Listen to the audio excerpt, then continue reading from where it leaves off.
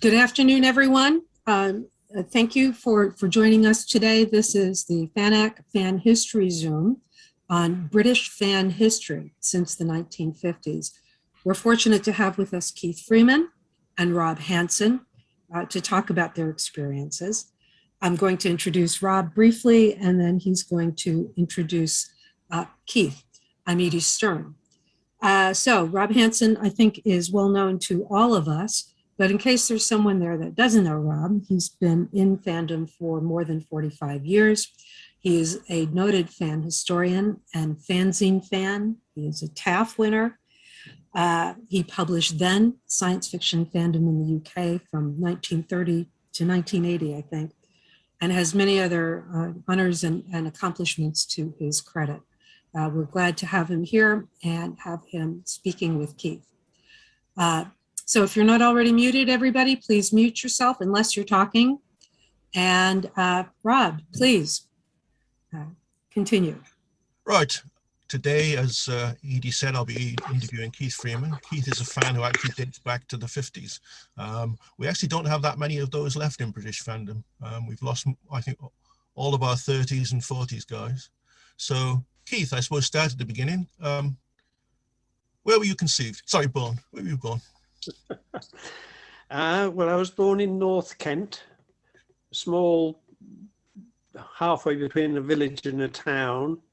And as I was born in 1938, my first memories, more or less, involved the Battle of Britain. Cool. And that gave me an interest in aviation, which has continued for all of my life. But so you actually born, yeah, sure. So you're born in North Kent. Did you actually grow up there, or did the family move? Yes, no. We stayed in North Kent. We actually moved, or my parents moved, about 4 miles from Barnhurst, which is where I was born, to Crayford, which is another small place that nobody's heard of, but it's near Dartford. Now, people have heard of Dartford because the Rolling Stones, Mick Jagger, went to school in Dartford, the same school I went to, actually, in actual fact, but he was a few years younger than me, so I didn't know him. Right. But that's the North Kent area. Right. And I stayed there, in fact, until I was 18 when I joined the Air Force, and then I moved around rather a lot. Right. But my parents stayed there until 60, somewhere in the 60s, when they retired and moved up to, where did they move to? Suffolk. Got you. So you said that you joined the RAF. Was that choice or was that national service? No, it was choice. Got you. I did wait until I got my call-up papers, but when I went, I joined straight away for 5 years rather than doing national service. Which was usually, what, 2 years? 18 months, 2 years, yes. Right, got you, yeah. So when did you, obviously the next question, science fiction. When did you discover science fiction? That's a weird, well, no, it's not a weird question, but a weird answer, if you like, because I read science fiction before I realized it was science fiction, if that makes sense to you. No, that makes perfect sense. You just like those types of stories, yeah? I like that type of stories, along with other stories, adventure stories, and so on. Books from the library, but more often than not, it was as serials or individual stories in two. Now, I don't know how to describe them. I think people have called them comics, but I don't think they really are. You probably know about them, Rob, Yeah, but people were, over the other side weren't. The Wizard and the Hotspur. Yeah. They were printed on newspaper, but they were all print. They looked just like any other comic book from the cover, from the outside, but inside it was all print. So they were more kind of boys' papers than anything else. Yeah. Yes. And they had stories in there which kind of attracted me more and more. And then at some stage, when I was when I joined the public library and read all kinds of authors, Percy F. Westerman was one. Now, he wrote war stories, flying stories, ship stories, and every now and again ones which I now identify as more or less science fiction. Got you. But not very much. And then, of course, I picked up War of the Worlds, and there was another one, I can't remember what it was called now, but I picked it up from the library using my parents' tickets. I used to go over to the library, get 2 books, well, a book if I could find in the children's department, and then go into the main part of the library. And there was a shelf there which had crime and westerns on it, but no science fiction. You had to search through all the other books and find titles and think, oh, what's that? And the librarian, who there, very nice chap actually, he kind of said to me, why are you still going in the children's library when you're using your mother and father's tickets to get the books you want to read? So thereupon he tore up my children's tickets and gave me my own adult tickets. Quite right too. And then he said, and you're reading a lot of science fiction. So I said, am I? I mean, you know, and this was the first time I realized it was a genre. Gotcha. And although, Mark, you having said that, I think the reason he spotted it was because I'd read all the science fiction books that they had in the library at that time, which weren't very many. Bit of a clue there, yes. Yes. So fandom, as I understand it, you first discovered fandom while you were in the Air Force, and you got stationed in Gloucester, which was near Cheltenham, and you then somehow or other contacted the Cheltenham group. How did that come about? No, well, when I joined the Air Force, of course, I couldn't get to my local public library. It was no longer local. And some of the stations had libraries, but they had very, very poor, to me, no science fiction anyway, and not many books that I enjoyed.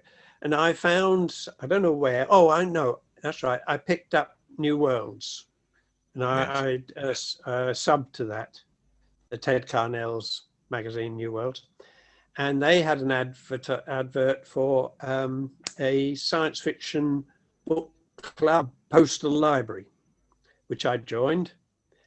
And on the back of one of their catalogues, they had a list of fanzines. With a very brief description of these are, you know, amateur magazines about science fiction. And I wrote away, I don't know how many I wrote away for, but the one I wrote away for which struck gold was Triode, with Eric Bencliffe and Terry Jeeves fanzine. Shortly after that, I got a letter, presumably I wrote a letter of comment and so forth, and got talking to Eric, not talking, but writing to Eric Bencliffe. And I got a letter from him saying he was coming down to Cheltenham for the weekend, and if I wanted to come, I'd be very welcome. Whether he told Eric Jones this or not, I don't know. Anyway, unfortunately, or fortunately, I'm not sure which, I was at that time, I was in Hereford at Credden Hill, now the SAS base, but at that time an RAF training base.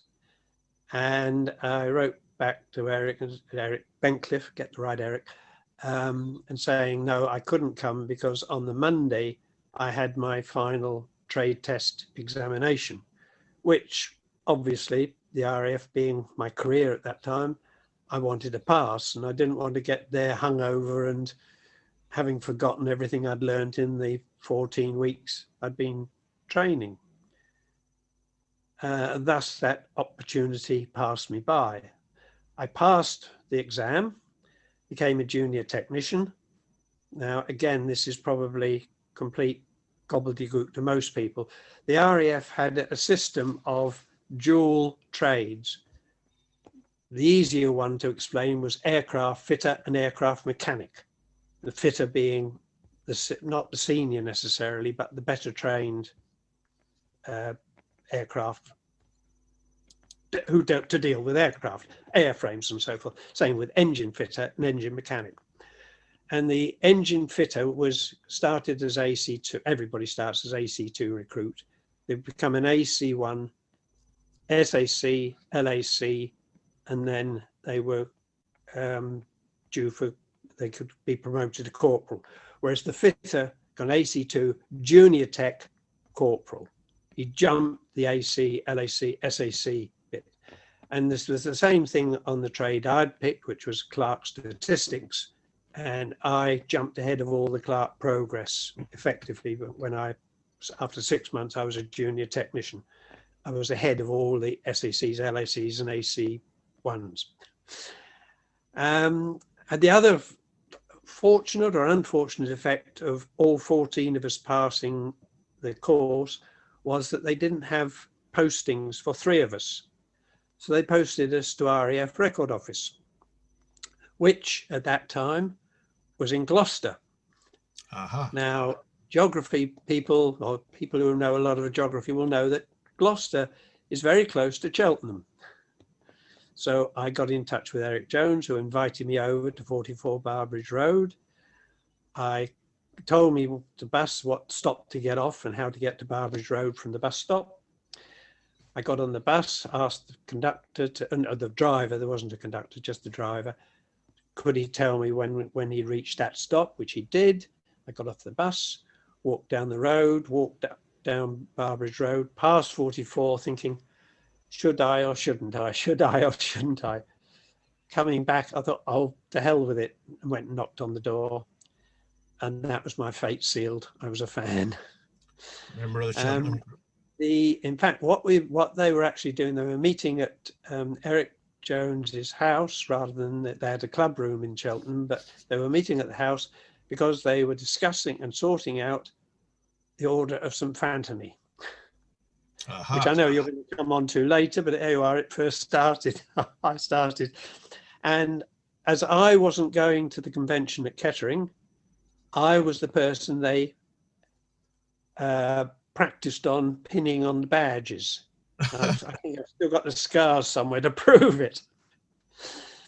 And that was it. And now, I mean, thereafter, I mean, Eric Jones' house was virtually my second home.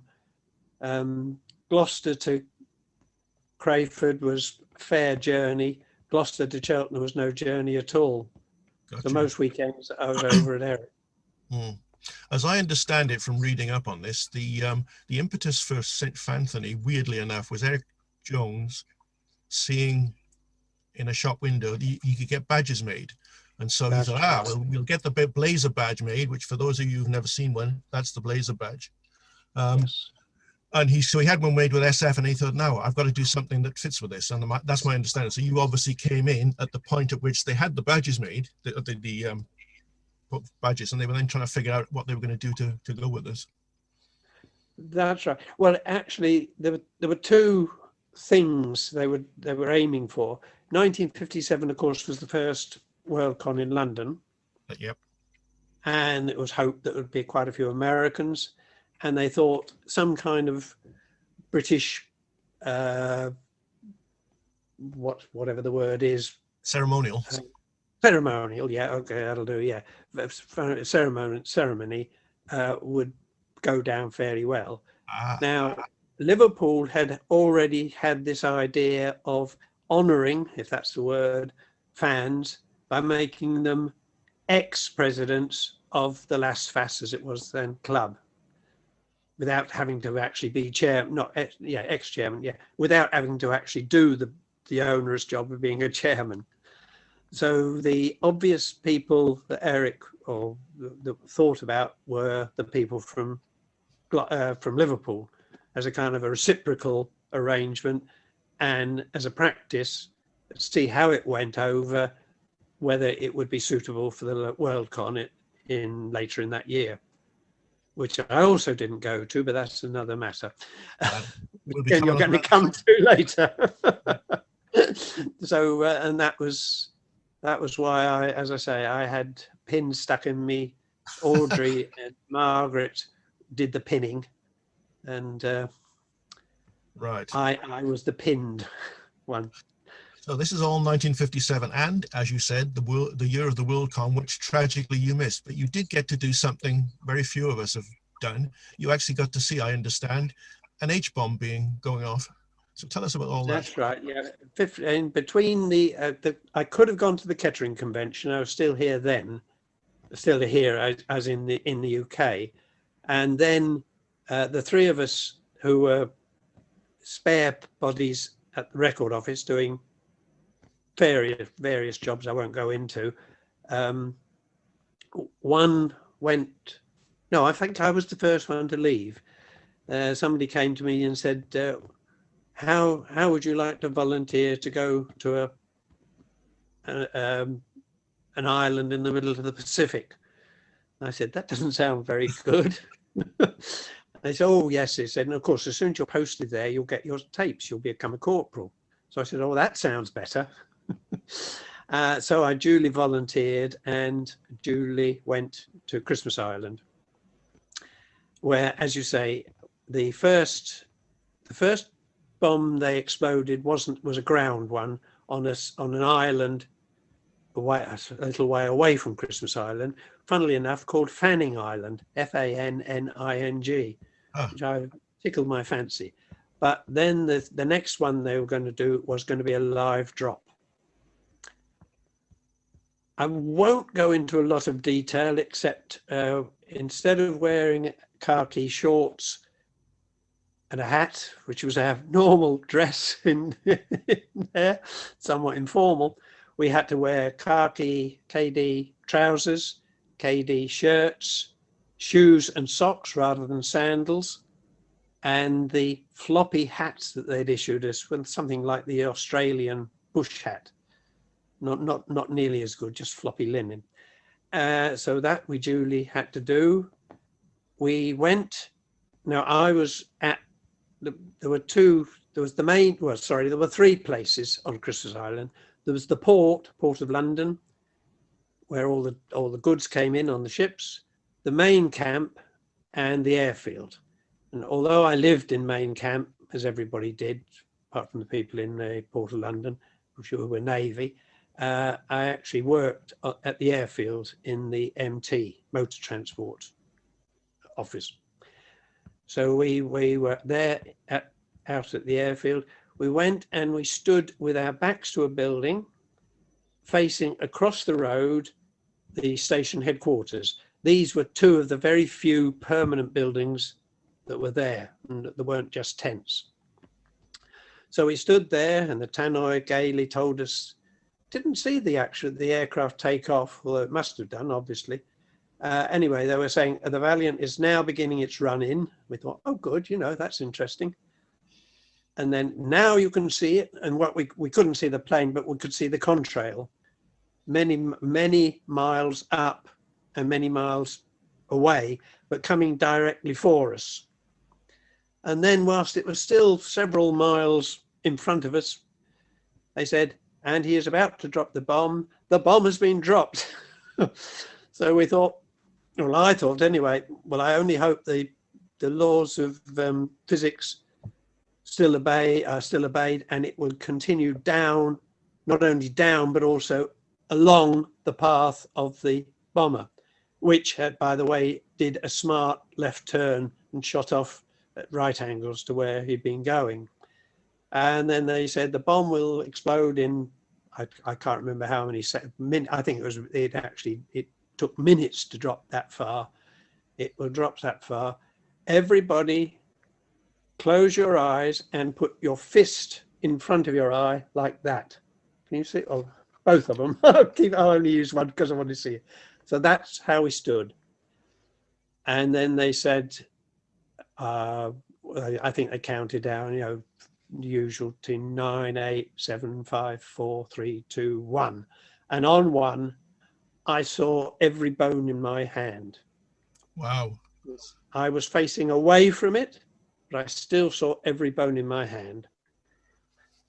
And then they said, okay, you can now look. So we all, of course, walked for, oh yeah, and as I say, that I had a building behind me, so, we walked forward a bit so we could see, and of course we could see the explosion, the fireball. We could also see the shockwave that was coming, because there were some clouds in the sky, and again, coming to physics, the shockwave reduced pressure, increased pressure. So the clouds disappeared and reappeared again. You could see this ring coming at you. And when it hit us, it was quite hefty. And of course, it was also, that was where when we got the sound wave and the shock wave are the same thing. And it was an almighty bang, I can assure you.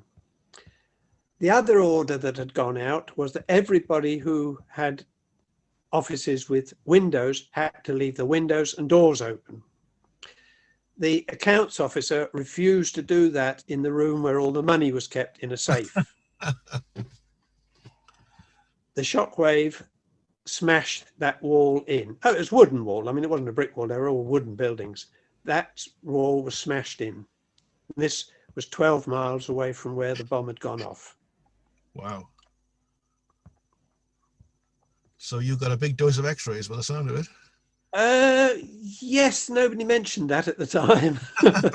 What they did mention, or was noted, was that one of the other planes that was flying around was a Shackleton. This is a piston-engined SE rescue kind of type plane, and that flew through, quote, a cloud, and then they realized it wasn't a cloud, it was the cloud. Oops. They immediately landed, took all their clothes off, and dropped out of the aircraft without touching anything, the outside of the aircraft. That is something that I don't think is generally known or recorded, but it happened. Wow. And they obviously, they were inside. Now the Shackleton wasn't pressurized or anything like that, so they obviously got some radioactivity inside the aircraft, hopefully not as much as they was on the outside of the aircraft, which, as I say, they didn't touch. And they hosed the crew down and took them off to the medical center, and they left the aircraft on the edge of the airfield. What happened to it, I don't know. I don't think it was ever degaused or anything. But anyway, no. Huh. Wow. Okay, that's an experience very few people have had. That's true enough. Yes. Yeah, the second one I saw. The second one. I'll quickly go into this. Yeah, the second one. They learned a few lessons, and we were issued with white overalls and navy white anti-flash mask. You've probably seen them in films. They wear the mask white with just the eye slits. Yeah. So again, and I was also further away. I actually was on the main camp, so it's another 4 miles away. So I was 16 miles away from that one. And with the what we did was we pulled the mask down so there was no gap for our eyes, and there was no problem at all. Excellent. Yes. Right. So after this, we moved to 1959 and your first convention, which was Brumcon, which is the first SF convention, the first EasterCon held in Birmingham. So yeah. First conventions are always an amazing thing. So how did you find yours? Well, horrifying. Oh, not the word I was expecting. We're okay. Well, coming back from Christmas Island, I was posted to Headquarters Transport Command, which is in Upavon in Wiltshire. Right. I travelled from there to Cheltenham, and then I went up to Birmingham with Eric Jones, Margaret Jones, and I made some notes because I knew I'd forget his name. Bob Richardson? No. Oh. No, worse than that. Frank Herbert. Oh, Frank Herbert, yes. Not the SF. That's why Frank Herbert. I never remember his name because I always have to remember to say not the Frank Herbert. No, right. He was a bank manager and he had a car, which was a fairly rare thing in 1950. It was, yeah. About 59 by now, 59. So we drove up, and Birmingham, it stretches for mile after mile, or seemed to. Perhaps Frank didn't drive very fast, I don't know. Anyway, we got to the convention. I walked into the con hall with Eric Jones. There was a panel on Fannish 20 questions, I think it was. Well, I know it was. It's embedded in me like nobody's business. And whoever was doing, I think it was Eric Bancliffe was doing the emceeing, if you like. He said, well, thank you for that board of people, the 4 people there. We'll have 4 different people now. Eric, would you like to come up? And who's that with you? And Eric said, it's Keith Freeman. Oh, yes, I know him. Right, Eric and Keith, you come up, and 2 more. So within 5 minutes of entering the fan hall, I was on a panel. Now you imagine what that does to a fairly shy young 19-year-old. Right. Nothing after that bothered me at all. Excellent. Yes. So other memories of Birmingham, very few. I can't remember much about it at all. Well, also in 59, like about a month or 2 later, we come to Whitsun. And Whitsun 59 was when the famous joust took place. Tell us something about that. Yes. Okay. Now, as I never did live in Cheltenham. I only lived close to it in Gloucester for about 6 months. However, Cheltenham was a kind of a spiritual home for me. And as I say, Eric Jones's house was second home to me. So I was involved in that. The London Circle were invited down. They came down to Cheltenham, where, as I said, Cheltenham had a clubhouse at that time. It was an old house. I think it was condemned. You couldn't live in it, but you could use it for meetings, which we did. And this was quite handy because, I mean, there was no near neighbour, so we could make as much noise as we wanted to. And they came down, they gathered, and as you say, they brought loads of armour down with them, and they had a joust. Right. That lasted for a while, but the longer period was in fact socialising in the clubhouse. Gotcha. And I think we actually didn't stay at the clubhouse. Bobby Gray, she married him. Again, let me look at my notes. I've forgotten his name now. It was Bobby Wilde, and she married Gray. That's right. Yeah. Bill Gray. Yeah, Bill Gray. He was actually a dentist, and his surgery, he had a couple of rooms and a surgery. We didn't use the surgery, but the other 2 rooms, of course, this was in the business district. So again, no neighbours, and we could make as much noise as we wanted to. So we went there and continued drinking and so forth into the middle of the night or the next day. Everybody from London slept either there. That's right, they couldn't sleep. Again, that was one of the things. The clubhouse, we were not allowed to have anybody sleep there. That's why we moved to Bill Gray's place. And they slept there. How they slept there, I don't know. I mean, again, and the people from Cheltenham, we went back to our houses, or in my case, to Eric Jones's house, and then came forward the next day and continued. And off they went. The jousting, yeah. Later. I should mention to those who were unfamiliar with the story, by the way, when Keith said London brought armour with them, this was cardboard and cardboard and wood. We're not talking actual plate armour. You know. No. Most Brits don't actually have access to that stuff. And the other stuff they made, and it must have taken them ages, was string looped to make mail armour and painted silver. Oh, right. Wow. That would have taken ages. Yes. But what they didn't have, and having read about armour later, that when armour was around, they had a lot of underclothing underneath the armour. They didn't have any padding underneath their armour, which was cardboard. And there were quite a few bruises. I bet. Right. Also in 1959, you went to London for the London Symposium, which is to me a slightly mysterious event in that I haven't read that many accounts of it, but the London Symposium was basically where London fandom imploded and it's kind of split. So what actually was that all about, and what do you recall of it?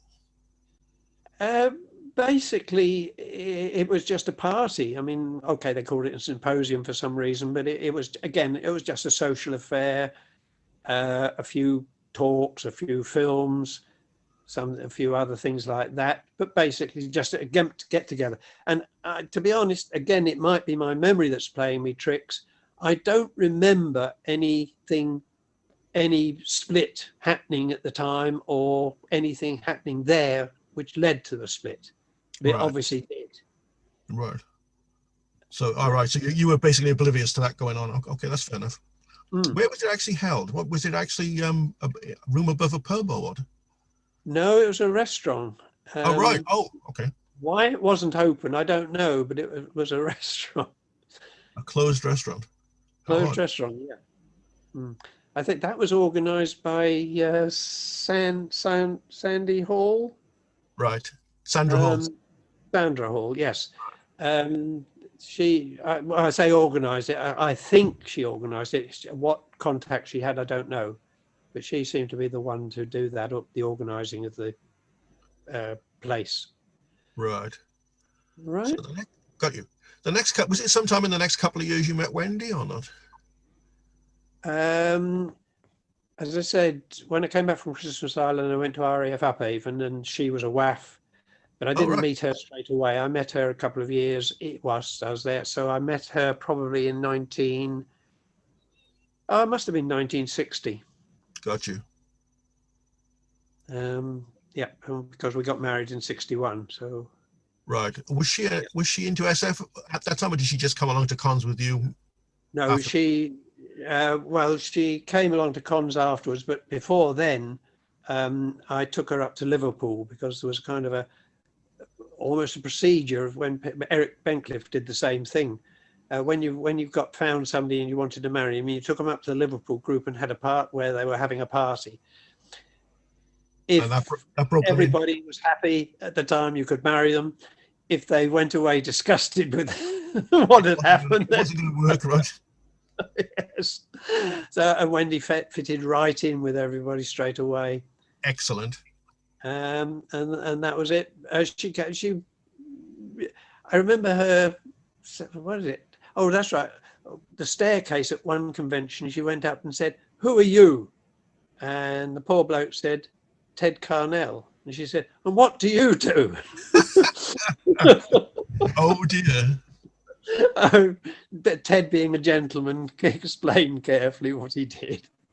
And again, she approached Arthur Clarke and said, "Oh, you're honoured. I've read one of your books."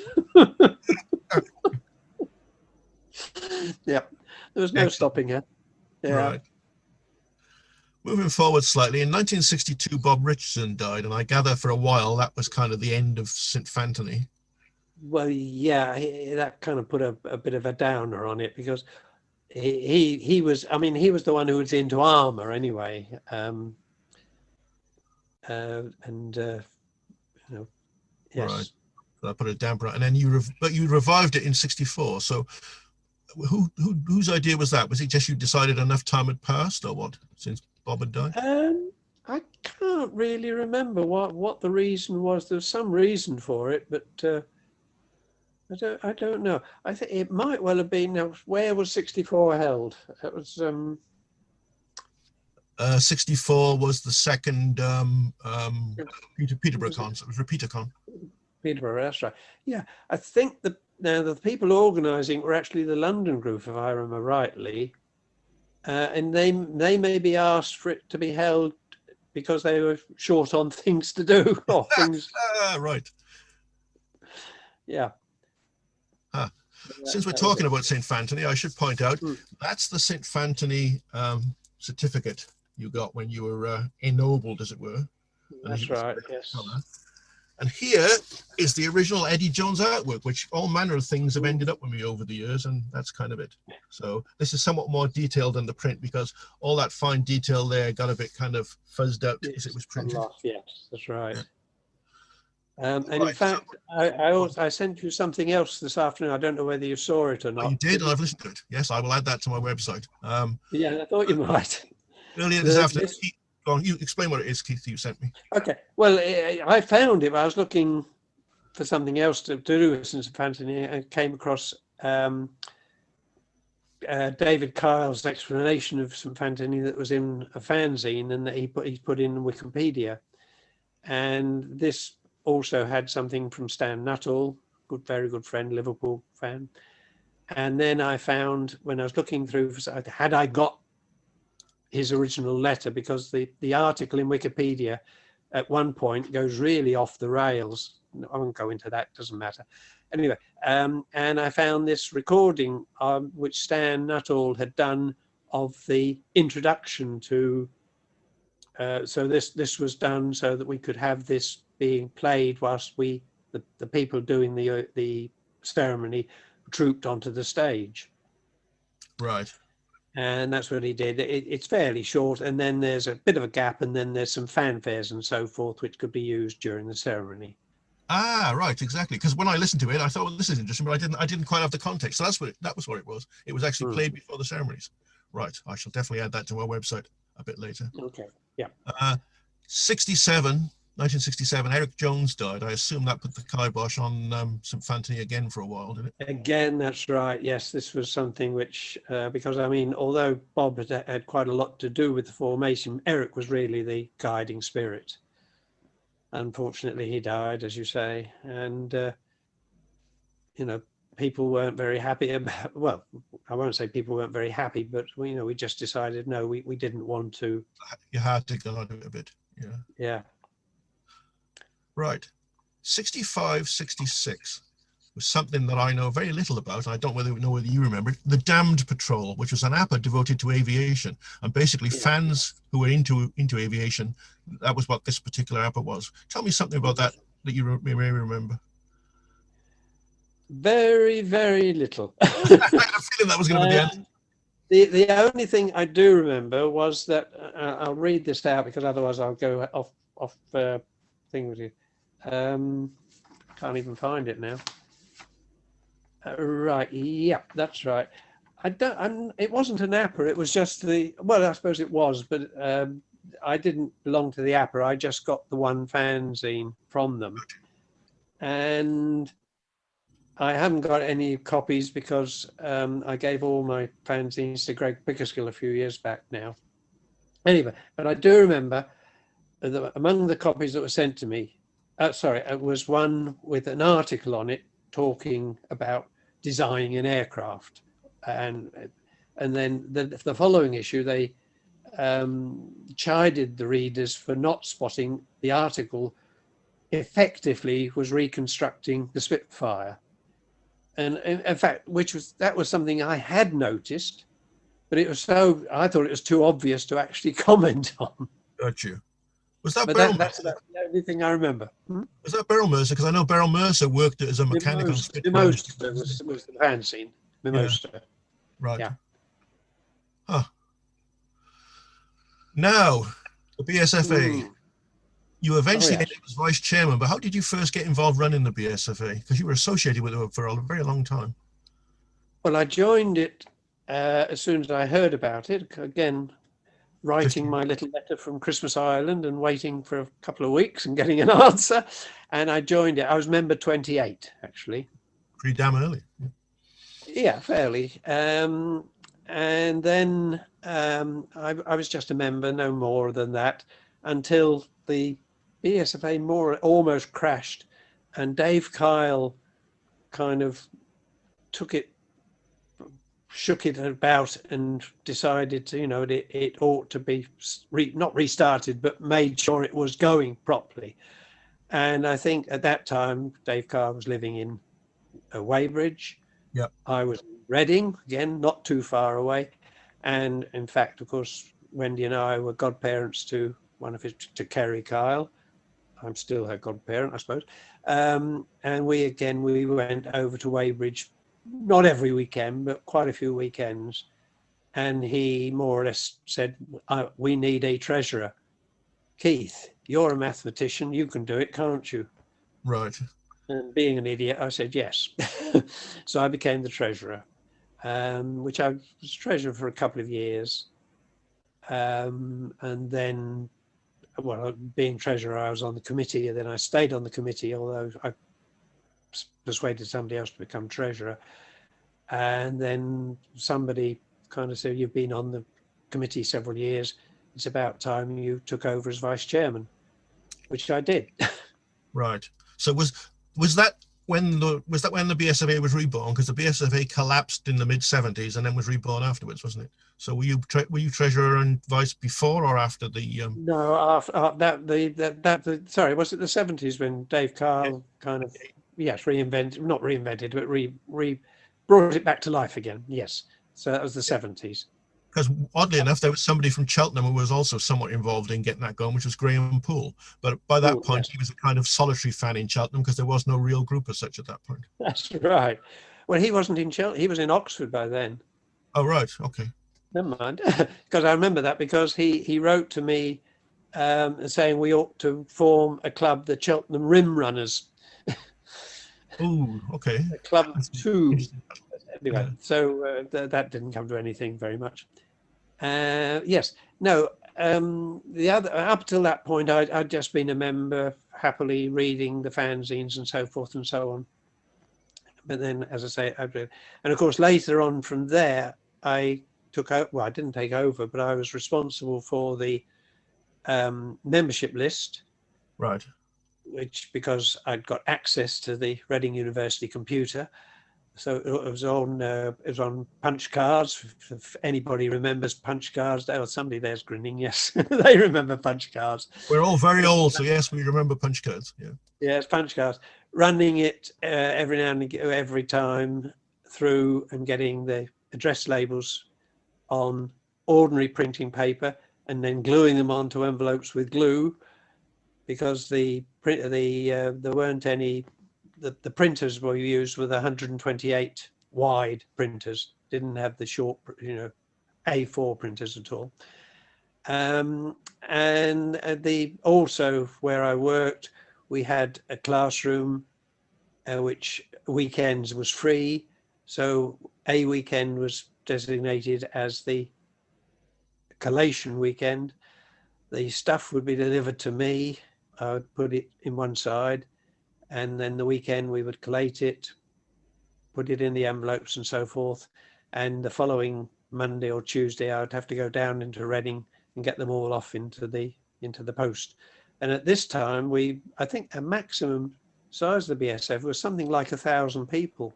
Wow, it actually got to that number at one point, didn't it? And yeah, pretty close to that, I should imagine. Yeah. I don't know what it is now. You said we collated it. Do you mean, was that people at the university, or are we? No. Was that the Reading SF group? No. Well, one of the people from the SF group, perhaps, coming back to the SF group. But no, it was the Harveys who ran it off, actually. They printed it at one stage as well. Yep. Or what they were printing it, and then they brought it over and stayed and collated. Alison Cook, who was membership secretary, she used to come over from Wantage, and a few other people would come in on an ad hoc basis.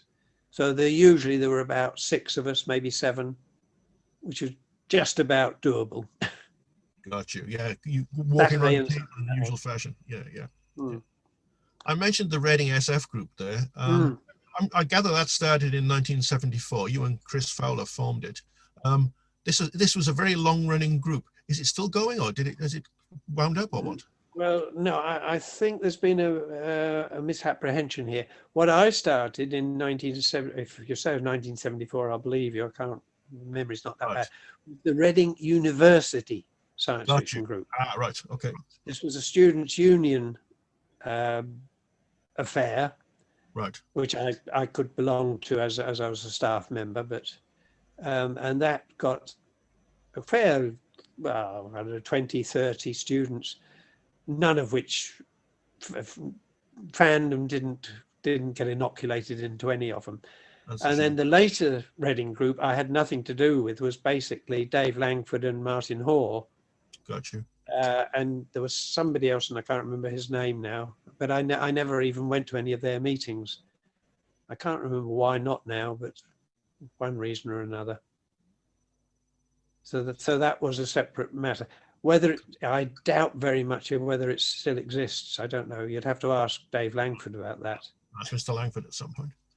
Right, and the other thing we ought to cover, of course, is your fanzines. As I understand it, in 1968, you launched Kiwi, which isn't, for those listening, it isn't spelled Kiwi. It's KE''WE. So first, why the name? No Secondly, apostrophe. yep. Kewe, yeah. That's right. It started as a St. Fantony newsletter, as I gather, but it very quickly became your own personal zine. It's just a personal zine, yes. Yeah, no, it's capital K, small e, capital W, small e for Keith and Wendy. Oh, I see. Right. Got you. I never made that connection. Oh, I thought you hadn't the way you were expressing it. Yes. Right. Yes. So yes, that was just a personal zine, which I can't remember how long I ran it for, and I probably still have copies somewhere, but couldn't find them. Right. To put my hands on them straight away. Got you. We then move on to Blazon, which was April. There were two issues, one in April 74 and one in July 75. That's it behind me. And one thing I've always wanted to ask you is, what on earth possessed you to do a fanzine that size?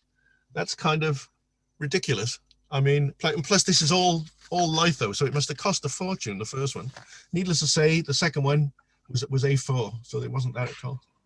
The first one was produced entirely by the Liverpool group. Right. Oh, okay. Because that's... And I don't think you'll find anybody alive now who can tell you anything about it. That bloody size. Yeah, that's just kind of an absurd size. I mean, the reason this is quite so battered is because storing it is quite difficult. You know, I mean, who's got something that size to store their fanzine in? That's just ridiculous. That's right. Right. Okay, I think we probably ought to... we do have one question here I never actually asked, which was Fred Lerner. Hang on. Fred Lerner asked, with regard to the H-bomb, did you actually suffer any long-term consequences that you're aware of? Touchwood, no. There was quite a lot to do a few years after, when there were claims that a lot of the people who were there on Christmas Island for those tests were getting cancers far more than expected. Statistically likely, yeah. Yeah. But no, I had one effect, but that was an immediate effect, that because of the food was so awful out there and diarrhea was very common. Right.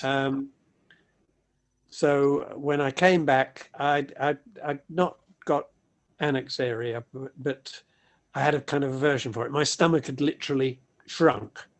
Oof. And I would sit down in front. I remember I was very traumatized almost at Eric and Margaret's Sunday lunch. Margaret put her usual very nice lunch in front of me. I took one mouthful and couldn't eat any more. Oh dear. And that was something that affected me for probably about 6 to 8 months. Wow. And I had to have I literally had to have small meals, but tended to have a lot of snacks in between. And gradually my stomach obviously regained its size, and then I was normal. That was the only effect I suffered from. Right, but that was the environment you were in rather than the actual yes, there was nothing to do with the actual bombs.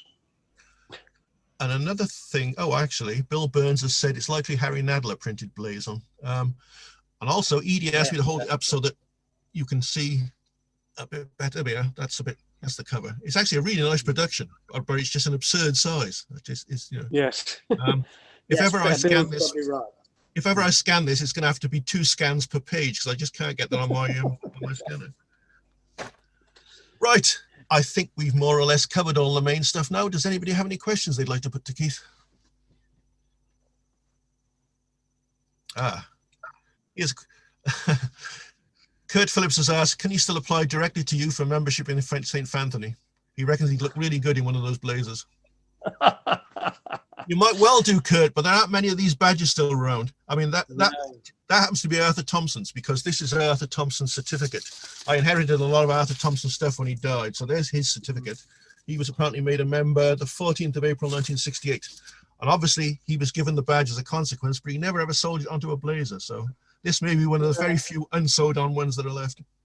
That's right. Well, Dave Carl did the clever one of sewing sticky stuff on it, and he had several badges he could put onto his blazer. Velcro would have been the obvious thing. Yeah. Velcro, exactly. That was what he used. Yes, However, I think the company that made those badges went out of business. Right. I did look for them for some reason. Oh, I know, because when Roger Payton and Peter Weston That's were right. going Were to, ennobled in 2008. Yeah. yeah, that's right, yeah. And at that stage, I tried to find the company and couldn't find a hair or hide of it. Bill says he's still got his badge, though I assume that's sewn on. And Edie has asked about more recent fan activities, because you're obviously you're on the Zooms for In the Bar, but have you done anything more recently or not? No, my fan activities at the moment are basically Corfu. Got you. Went to the one in Winchester, went to the one up in Newcastle, went to the one in the States near Kurtz, stayed with Kurt and Liz, of course, for that. And then last year, the heat wave in Texas. Got you. And this year, I am the treasurer for the Bristol one. Excellent.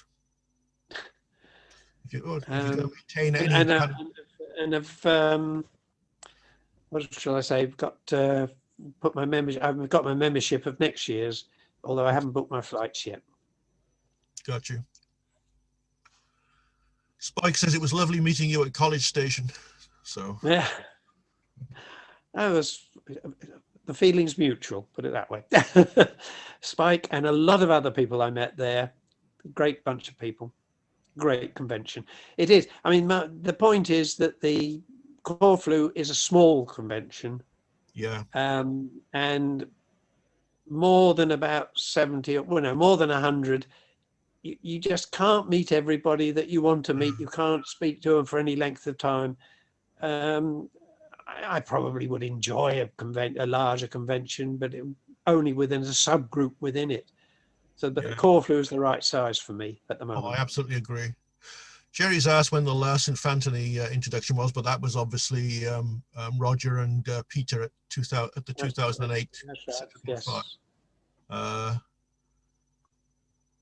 It should be Kurt Phillips. It should be noticed that in recent years, Keith and Wendy hosted the Taft delegate to London's Longcon 3 and provided heroic service driving him all over England. Keith has long supported fans and fandom, and in my book, he continues to be a true hero of fandom. I think we can all agree with that. Yes, thank you for that. But yes, it wasn't Kurt that I drove all over England. It was his wife who drove me all mad. I mean, drove me all over England. Yes, his wife and his mother-in-law. Well, his mother-in-law. Couldn't get holiday for it. Yes, and she was a really dirty dog. I treated her with a lot of respect because she was a little old lady. Right. And when I visited Kurt and Liz later on with Wendy, and Eileen had us over for a meal, and I found out she was a year younger than I am. Oh, dear. Never mind. Well, the trouble is, of course, you probably notice it now. You don't think of yourself as being X years old. You think of yourself as being about 30, maybe something like that. Yeah. Every time I look in the mirror, some old fart has got between me and the mirror, and I don't quite know. Exactly. Yes. That's the way it goes. Joseph Clary says you were a winner of the Doc Weir Award. He's asking who was Doc Weir for the sake of listening. Right. Doc Weir was actually a schoolmaster. Found fandom very, very late, but had been reading science fiction for years and was very knowledgeable about science fiction, not about fandom. But he accepted, he was quite old, as I say, when he actually found the Cheltenham Circle. He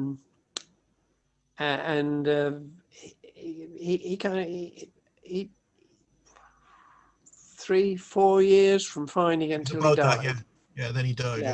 Yeah. But he'd made an impression on fandom, and therefore somebody that wanted to honor him or honor his memory, and that was the Doc Weir Award. Yeah. I've got, again, because things end up with me, I've got the file of Doc Weir letters because at the time they were raising money to buy his collection or something because they figured that he had That's right. some amazing collection. Turned out he didn't, and so they then Yeah. decided what we're going to do with this money, and that's how the Doc Weir Award was created back in the.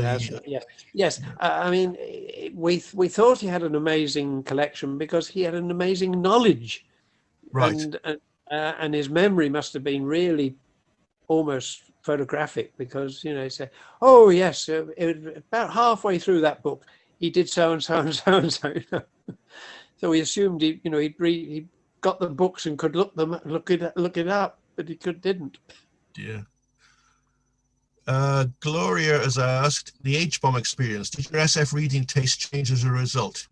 That whole dystopian experience thing, or did it not affect your reading taste? No, it didn't affect my tastes at all. No, I mean, it affected, for science fiction, as you say, dystopian science fiction became a lot more prevalent. No, other than that, I read the dystopian and all the rest of it that I could get my hands on. Got you. I'm looking into the 1940s Los Angeles group at the moment, and needless to say, the first atomic bomb had a big effect on them in terms of their view of what the future was likely to be like. Yes, I suppose the atomic bomb was the H bomb was only a kind of a step up from the atomic bomb. The atomic bomb really started it. Yeah. Oh yeah. Nigel Rowe, talking about the fact that we're all old farts in our perspective, pointed out something about what 30 years ago is. And I remember about a year or so ago, somebody pointing out to me that in the movie Back to the Future, set in 1985, Marty McFly goes back 30 years to 1955. You go back 30 years now, it's 1991. It would be it wouldn't seem to us anywhere near as far back. So yeah, your perspective does change. Yeah, I keep on reading in the paper that 60 is the new 40, or 40 is the new 60, and 70 is the new 50, and so on. And I think, oh well, they'll catch up with me eventually. Right. Does anybody have any more questions? Because we're coming up to the hour now. If Rob Jackson, unmute and ask your question.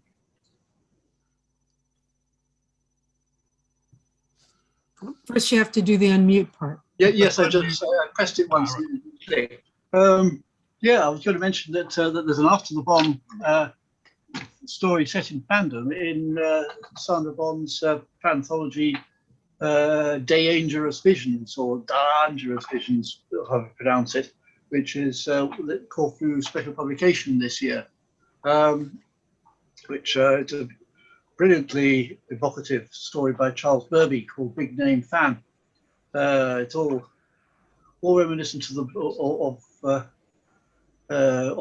fear of atomic warfare that the people obviously must have had in the late 40s, and Keith was obviously unscathed by comparison. But do read that if you get your copy, which is published via Kindle Direct as well as by the Con. So get your copy either by becoming a supported member, or you can actually order it through Amazon itself. Yeah. That'll be cheating, because if you order it yourself before we get a chance at the Con, you'll be able to read it before the members who are going to the convention can get their copy. Don't be previous, as Keith points out. Any questions for Keith? Then, if not, thank you, gentlemen, for joining us today, and especially Keith for telling your stories.